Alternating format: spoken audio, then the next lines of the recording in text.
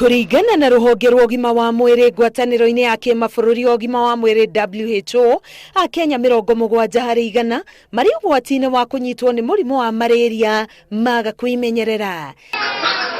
Ciana iria iri thi wa miaka 5 nicio ciri ugwati-ini makiria, WHO ikiuga o muthenya thutha wa ndagika 2 mwana umwe ni oragagwo ni malaria.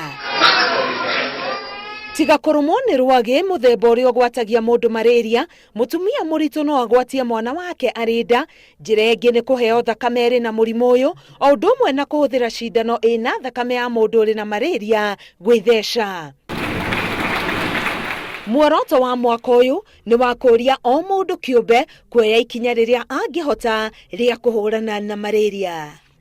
Gukoma rungu rwa neti ihuritwo dawa ya kugiririria rwagi, kuhura nyumba dawa cia kuingata rwagi, atumia aritu kwamukira utungata mwagiriru ni mamwe ma maundu maria mahuranite na utheremu wa murimu uyu. Icigo cia Nairobi na gatagati ka bururi cikirikana gukorwo iri na andu aria anini makiria manyititwo ni malaria mwaka uyu. 70% of Kenya's population is at risk for malaria. But we can change that. And that's why the American people, through the United States government, is here today.